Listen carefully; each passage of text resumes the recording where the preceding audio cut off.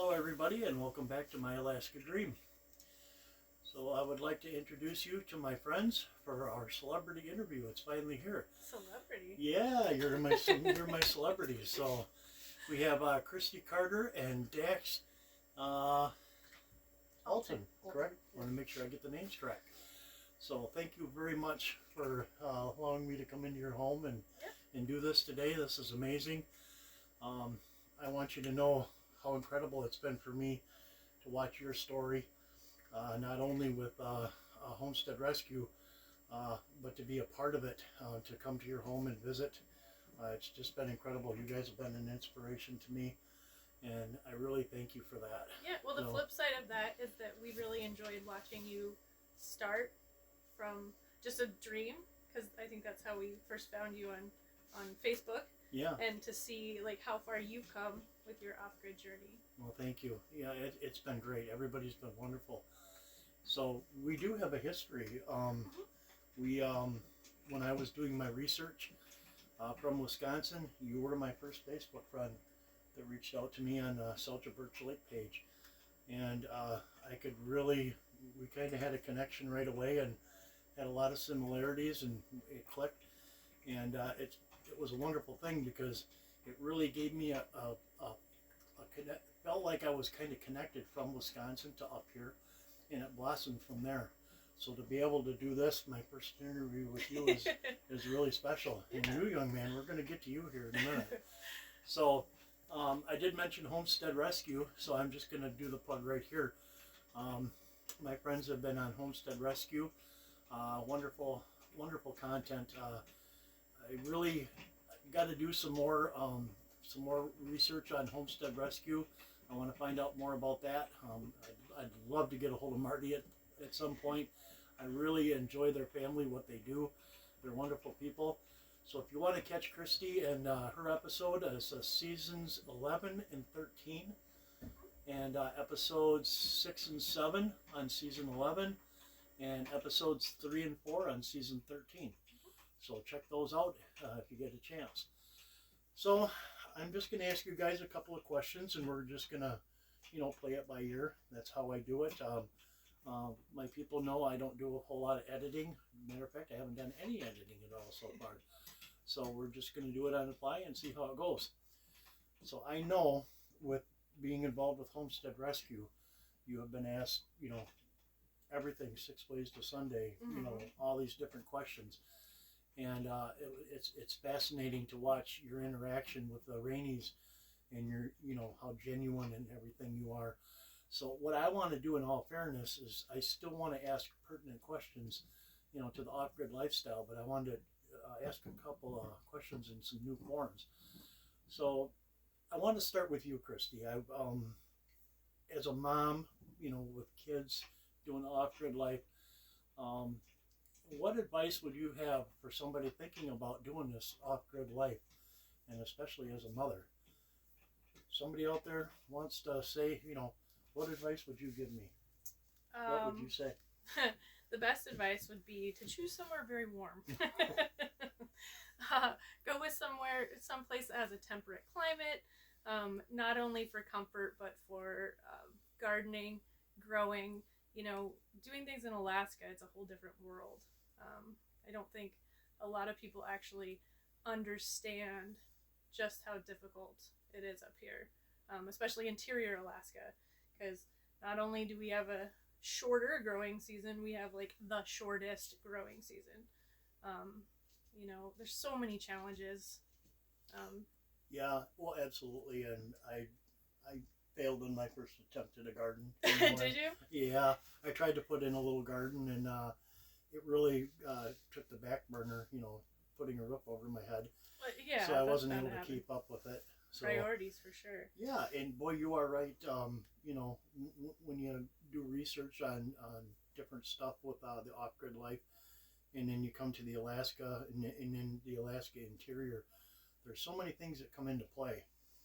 And she talks about the climate up here can be vastly different just a few miles away with elevation. And what's the word? The microclimates. The microclimates, and then the inversion, or the inversion like that we get in the wintertime. Yeah. Yeah.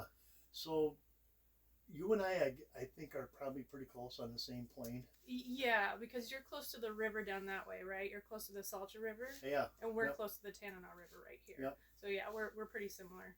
Yeah. I think we're about 30 feet above the river. You might be a little closer to it than we are, but Yeah. still pretty similar.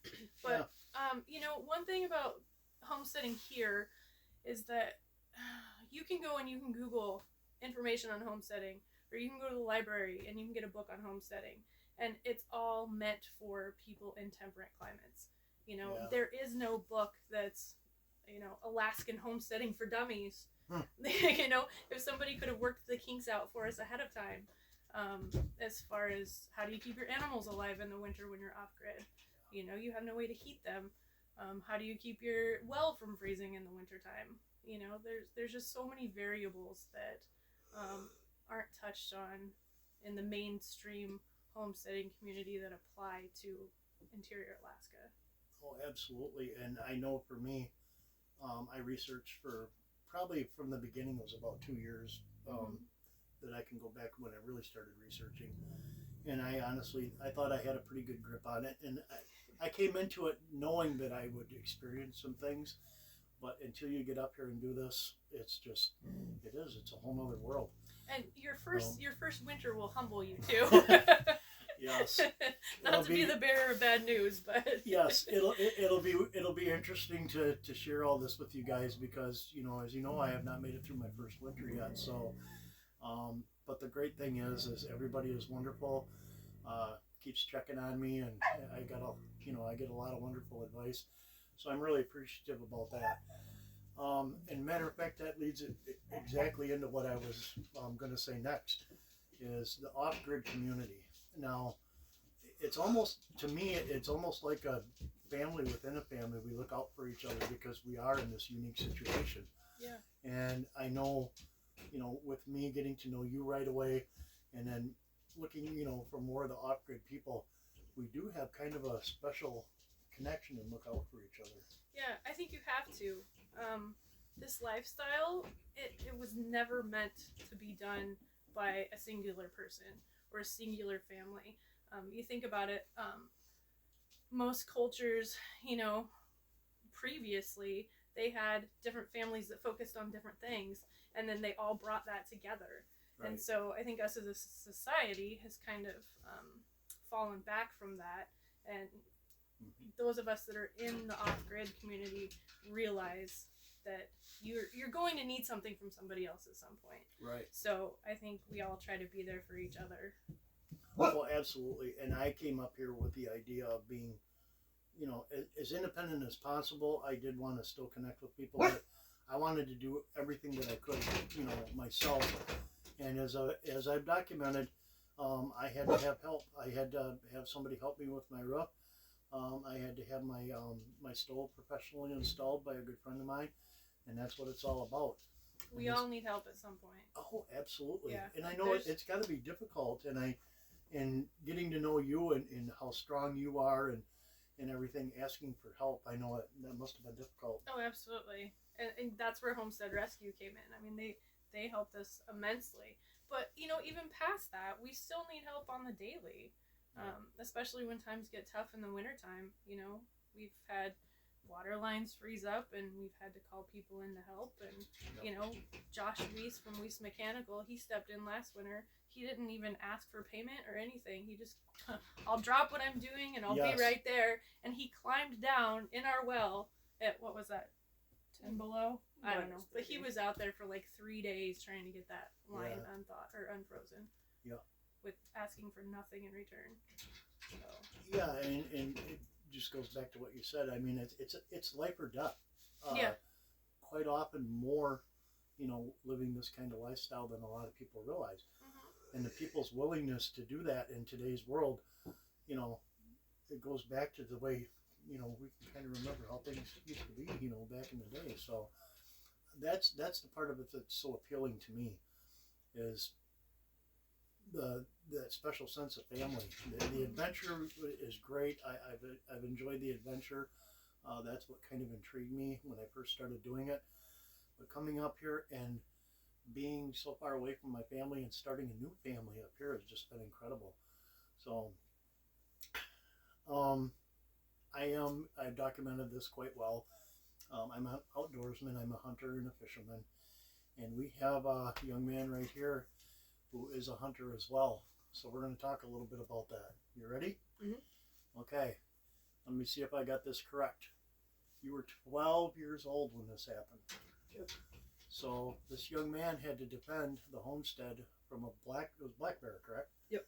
At the age of 12. Now, I'm just going to say this. I've hunted squirrels, rabbits, pheasants, stepped up my game eventually to white-tailed deer, but I never had one threatening my home. And at the age of 12, I wasn't, doing any hardcore hunting.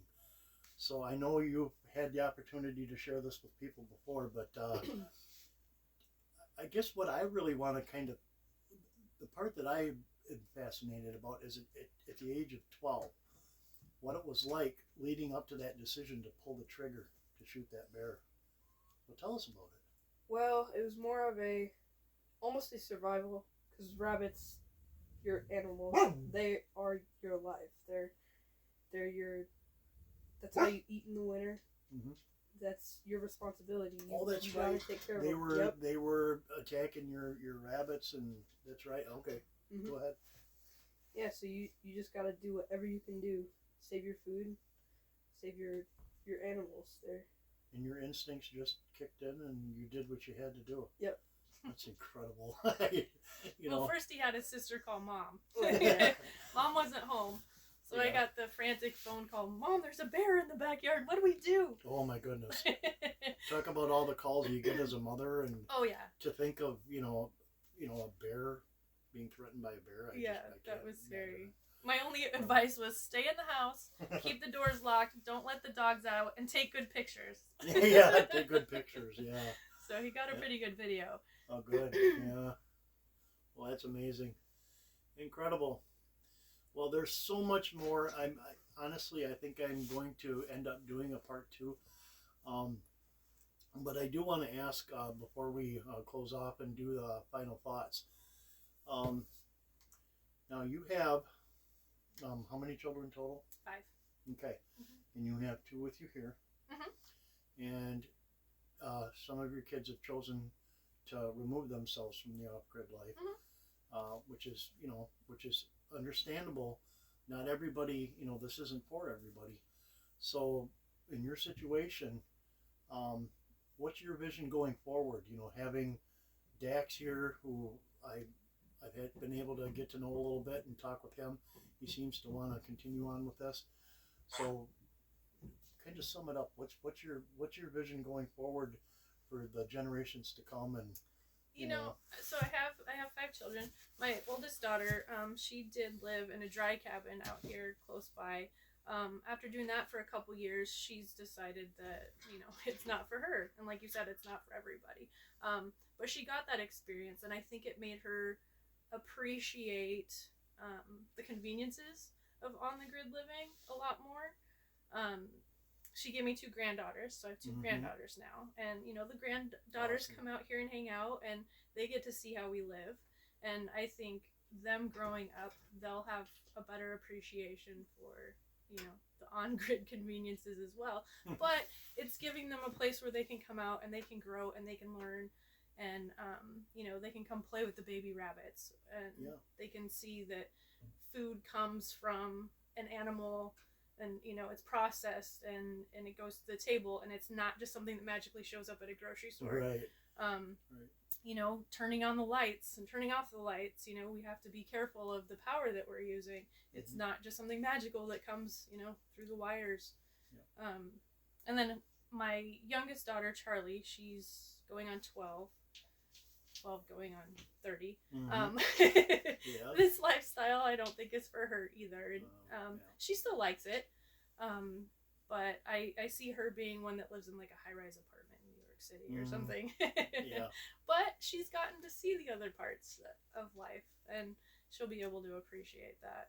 And then for Dax, I think this is his groove. I imagine he'll run with it as he gets older, and I've gotten that impression. Yeah. Yep. Yeah. And I'm sure someday he'll be bringing little grandbabies out here, but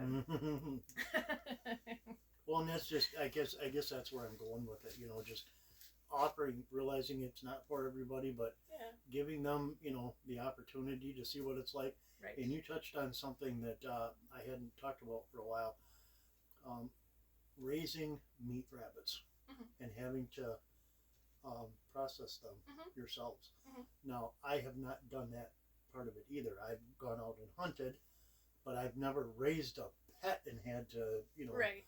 So that must have been a little difficult at first, maybe to. Yeah. Was it? Yeah. For Yeah, him, I definitely. think so. Yeah, I'm the one who does the dirty work. He does. Yeah. You know, but we have to take solace in the fact that we give them the best life possible. Yeah. You know, they're not being raised isolated in a cage, you know, amongst thousands of other rabbits or whatever. You know, we let them go out on grass in the summertime, and you know, we take very good care of our animals. So that way, we can take peace in the fact that they're being given the best life possible before we butcher them. That's great. That's great to hear too, because you hear a lot of war stories about, you know, the animals that are, you know, aren't well taken care of, and you know, it's not cool. So, boy, I tell you what, we have we have more to cover coming up. And I look forward to it as time definitely. goes on and as we learn more. Nice to talk to you. Oh, nobody's not happy. Yeah, they've had their fun. Well, I tell you what, it's been an exhausting couple of days. Good, but exhausting going to Chena Hot Springs. So I hope you got to see that episode. So we're gonna close it out, and I'll be back again tomorrow or the next day with some more stuff. So thank you again, guys. I really appreciate it, and it's amazing how it just takes on its own thing. This is new for me, so to have somebody like Christy and Dax, who are used to being in front of the cameras a little more than I am, did a wonderful job. So, you know how we always close it out. Thank you, everybody, you know, from the bottom of my heart. Thank you to my family and friends for all your love and support and your prayers. Keep them coming. I really appreciate them. To all my subscribers, thank you. I really appreciate all of you as well. I mentioned before, I've added a couple of features to my channel. I'm really looking forward to giving back to my community. So thank you. I love you all, and we'll see you soon. Take care.